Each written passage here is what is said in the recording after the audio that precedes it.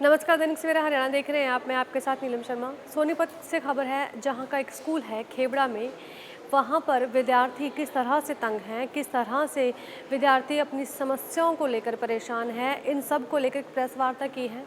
और आपको बता दें कि टीन शेड के नीचे विद्यार्थी यहाँ पर पढ़ रहे हैं। स्कूल की हालत बहुत ख़राब है, पर्याप्त पानी नहीं है पीने को, विद्यार्थियों को बहुत तरह की परेशानी आ रही है, अभिभावकों का गुस्सा फूटा है। आपको बता दें कि सोनीपत के खेवड़ा गांव में ये स्कूल है, जहां पर केंद्रीय विद्यालय जीसी सीआरपीएफ की दुर्व्यवस्था को लेकर अभिभावक अध्यापक संघ ने पत्रकार वार्ता आयोजित की है। स्कूल की गंभीर समस्याओं पर प्रकाश डाला है।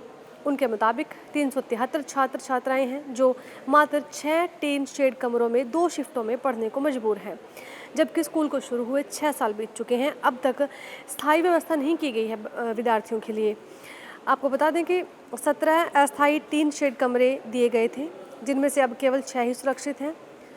बाकी कमरे जो हैं वो खस्ता हालत में हैं। स्कूल में ना लाइब्रेरी है, ना कंप्यूटर है, ना कोई साइंस लैब है, ना ही पीने के पानी की पर्याप्त व्यवस्था। गर्मी में एकमात्र वाटर कूलर से ही छात्र अपनी प्यास बुझा रहे हैं। तो इन सब बातों को लेकर अभिभावक अध्यापक संघ ने जो है पत्रकार वार्ता आयोजित की है और कहा है कि 15 कमरे तत्काल उपलब्ध करवाए जाएं, सुरक्षा प्रमाण पत्र, अग्निशमन एनओसी दी जाए और पानी के पीने की समुचित व्यवस्था की मांग उन्होंने की है।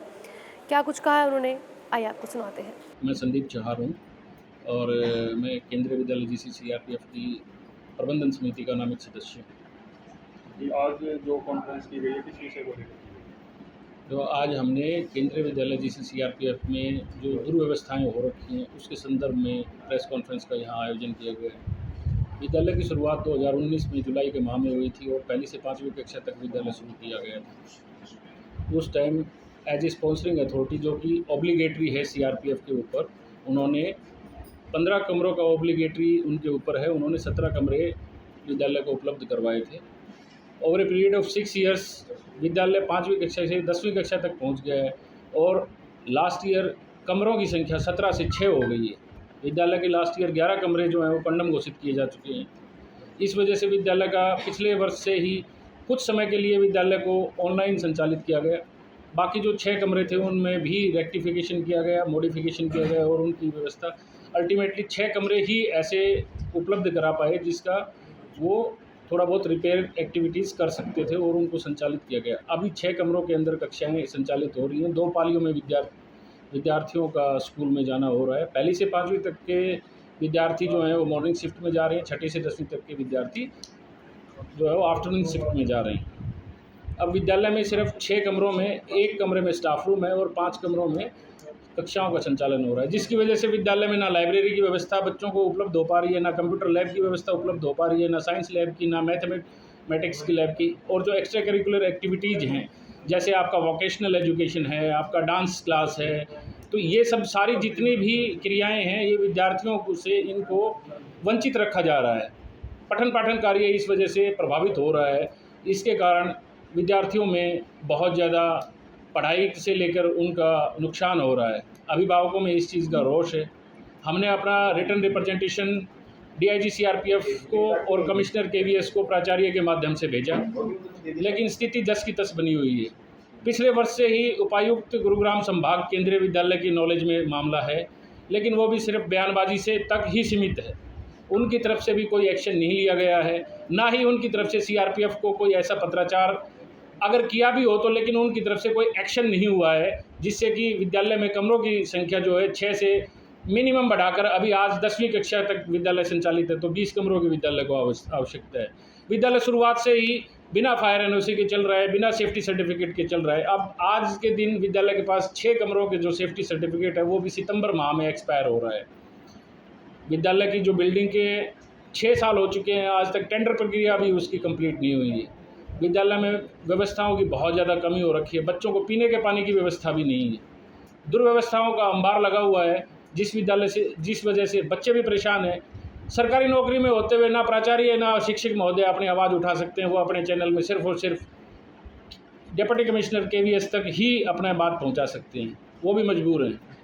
अब जाते हैं अभिभावक, जवाब मांगते हैं प्राचार्य से, अब वो क्या जवाब दें? स्पॉन्सरिंग अथॉरिटी का जिम्मेदारी है रूम्स अवेलेबल कराने की, वो अपनी जिम्मेदारियों से दूर भाग रही थी।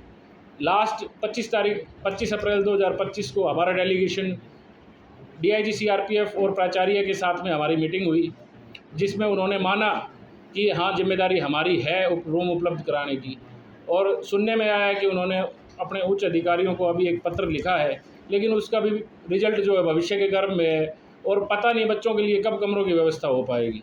हम सारे अभिभावक यहाँ इकट्ठे हुए हैं, हमारे अंदर यही रोष है कि जो अधिकारियों दोषी हैं, 6 साल हो गए, टेंडर प्रक्रिया पूरी नहीं हुई, लास्ट ईयर से 6 कमरों में विद्यालय संचालित हो रहा है, 11 कमरे जो कंडम घोषित हुए उनके एवज में जो CRPF को जो अल्टरनेट कमरों की व्यवस्था करनी थी, ये सारे के सारे अधिकारियों के बीच पत्राचार में ही मामला उलझा हुआ है। इसका जो मेन शोषण हो रहा है वो हमारे बच्चों का शोषण हो रहा है, पढ़ाई बच्चों की प्रभावित हो रही है, नुकसान बच्चों का हो रहा है, इनका तो कुछ नहीं हो रहा है। क्या CRPF अथॉरिटी अवेलेबल करा नहीं सकती है? क्या उनका जिम्मेदारी था नहीं? क्या हम इसी चीज़ का वेट करते रहेंगे कि जब पेरेंट्स आएँ, इकट्ठा होकर रोष व्याप्त करें, धरना प्रदर्शन करें, मीडिया में जाएं, उच्च अधिकारियों तक, मंत्रालय तक अपनी बात पहुंचाएं, उसके बाद ही होगा? क्या सक्षम अधिकारी जो जिम्मेदार हैं उनका जिम्मेदारी नहीं है? अपने पद निर्वहन का जिम्मेदारी नहीं है? क्या उनको दिखता नहीं है? 6 साल में अगर विद्यालय की एक ईंट भी नहीं लगी है, उसका टेंडर प्रक्रिया भी पूरी नहीं हुई है, तो इस व्यवस्था का दोषी कौन है? हमारी डिमांड ये है कि हमें जल्द से जल्द जितनी विद्यालयों को ज़रूरत है, कम से कम 20 कमरों की वो उपलब्धता कराई जाए, ताकि विद्यालयों में बच्चों का पठन पाठन कार्य जो है सुचारू रूप से हो सके। इसके अलावा इसके जो भी 6 वर्ष तक जो टेंडर प्रक्रिया भी नहीं हुई और जो बीच में छात्रों का नुकसान हुआ है, इसका जो भी दोषी अधिकारी है, एक फेयर इंक्वायरी इस्टेब्लिश की जाए और दोषी अधिकारियों के खिलाफ में सख्त से सख्त जो उनकी तरफ से कार्रवाई हो, वो कार्रवाई अमल में ली जाए। CBSE के नॉर्म्स को भी वायलेट किया हुआ है। CBSE के मानकों के हिसाब से विद्यालय में भवन की जो 1ली से 10वीं कक्षा तक कक्षाएँ संचालित करने के लिए जितने कमरों की व्यवस्था होती है, वो सब चीज़ें भी नहीं है। CBSE ने कैसे एफिलिएशन? हमारी डिमांड ये भी है कि ये भी एक इंक्वायरी का विषय होना चाहिए कि CBSE ने एफिलिएशन कैसे दे दिया। अगर CBSE ने, सुनने में आया चर्चा के दौरान कि प्रोविजनली एफिलिएशन दिया था पूर्व में जो प्रिंसिपल थे उनकी अंडरटेकिंग के आधार पे, तो वो तो 6 महीने का होता है प्रोविजनल, तो उसके बाद में उसको रिव्यू क्यों नहीं किया गया? उसके बाद में उसका फॉलोअप क्यों नहीं किया गया? इसका जिम्मेदार कौन? बिना सेफ्टी सर्टिफिकेट के, बिना फायर NOC के विद्यालय संचालित हो रहा है, कल को कोई अनटुवर्ड इंसिडेंट हो गया तो उसका जिम्मेदार कौन? तो हमारी सभी सक्षम अधिकारियों से अपील है कि वो इसमें एक फेयर इंक्वायरी इस्टेब्लिश करें, बच्चों को जल्द से जल्द जो अल्टरनेट व्यवस्था है कमरों की वो उपलब्ध कराई जाए और फेयर इंक्वायरी करके दोषी अधिकारियों के खिलाफ सख्त से सख्त अनुशासनात्मक कार्रवाई अमल में लाई जाए, ताकि भविष्य में ऐसी चीज़ें वो दोबारा ना दोहरा सके और दोबारा हमारी तरह और पेरेंट्स को इकट्ठा होकर अपना रोष व्यक्त करने के लिए ना आना पड़े। धन्यवाद। स्कूल में बच्चों की संख्या कितनी है? स्कूल में बच्चों की संख्या लगभग 450 है।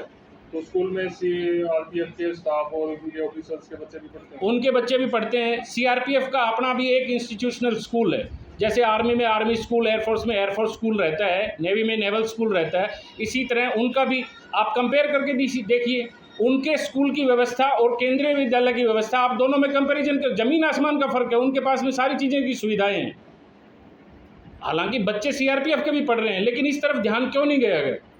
हम वर्बली बहुत बार कंप्लेंट कर चुके हैं, हमारी कंप्लेंट पे कोई, हमारी रिटर्न कंप्लेंट पे अभी तक नहीं हुई, इसलिए हमें आज यहाँ आना पड़ा है।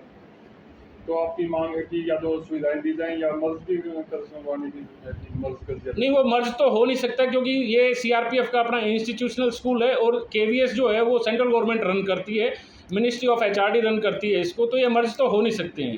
टेक्निकली जो है इनका फंक्शनल कंट्रोल जो है वो दोनों का अलग अलग है, तो ये मर्ज नहीं हो सकते हैं। लेकिन हम कंपैरिजन बता रहे हैं, और कंपैरिजन भी छोड़िए, आपको टेम्परेरी बिल्डिंग की व्यवस्था करनी है जो ऑब्लिगेटरी है। आप अगर विद्यालय लेके ही क्यों आए थे?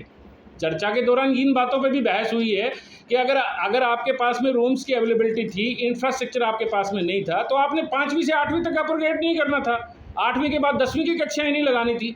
अब जो पिछले वर्ष जो बच्चे 10वीं तक की कक्षा में पढ़ के जा चुके हैं या जो अभी बच्चे पढ़ रहे हैं, उनको जो कंप्यूटर का जो नुकसान है, जो कंप्यूटर लैब है नहीं है, कंप्यूटर क्लास कैसे करेंगे, AI का पेपर कैसे देंगे, कैसे उनके इंटरनल मार्क्स लगेंगे, उनके पास में साइंस लैब नहीं है, तो इन सब चीज़ों की कमी की वजह से उनकी पढ़ाई तो प्रभावित हो ही रही है।